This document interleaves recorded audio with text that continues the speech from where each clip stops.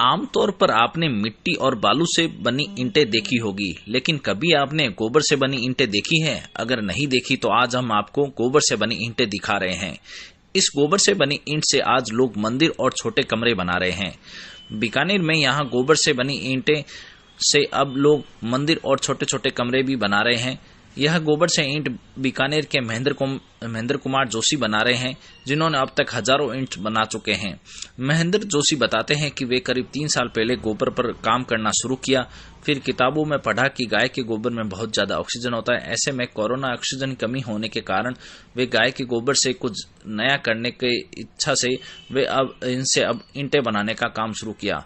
वे बताते हैं कि गोबर की ईंट आध्यात्मिक रूप से पूजा पाठ में उपयोग होने वाली ईंटें हैं और इसके अलावा 2 तरह की ईंटें यहाँ मिलती हैं।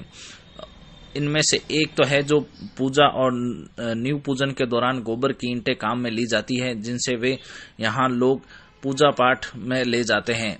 इसके अलावा दूसरी है कि इसमें गोबर के अलावा यहाँ चूना और पीओपी भी मिलाकर देते हैं, जिससे ये ईंट मजबूत और ज्यादा हो जाती है, जिससे घर और मंदिर तैयार होते हैं। यह गोबर से बनी ईंट ना तो पिघलती है ना तो जलती है। ऐसे में इन ईंटों का वजन भी करीब 1 किलो 900 ग्राम और दूसरी ईंट का 600 से 700 ग्राम होता है। यह एक ईंट करीब 11 रुपए में पड़ती है, तो वहीं दूसरी ईंट 16 रुपए में पड़ती है। वे बताते हैं कि यह ईंट करीब 4 दिन में सूख कर तैयार हो जाती है। इसके लिए अलग से लोह का संचा बनाया हुआ है। इस संचे के माध्यम से ही वे ईंट तैयार करते हैं। इस ईंट को सूखने में 4 दिन का समय लगता है। इस ईंट को दोनों तरफ से उलटना पलटना पड़ता है।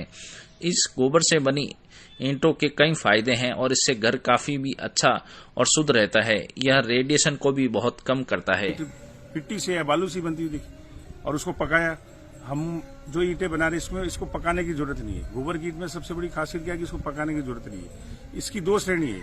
एक श्रेणी जो है वो आध्यात्मिक जो पूजा पाठ में काम आती है, पूजा के अंदर में एक ईंट अपने काम में ले, तो वो गोबर के जो संचय से बनाती है लगभग 600 से 700 ग्राम की बनती है। वो प्योर शुद्ध गोबर की होती है, तो वो इसमें अध्यात्म में काम आती है। अब इसका गोक्रीट महल हम बनाना चाहे, कोई साधना स्थल बनाना चाहे, तो उसमें हम पीओपी मिलाते हैं 10% और 10% मीठा चूना, क्योंकि मीठा चूना जो है जितना पुराना होता है वो मजबूत होता चला जाता है और पीओपी फिनिशिंग देता है। तो इन दोनों को मिला करके हम लोगों ने बनाया। वो उसका 1 किलो लगभग 900 ग्राम वजन 2 किलो के आसपास का पड़ता है, लेकिन वो मजबूती होता है, ना वो जलता है और ना गलता है।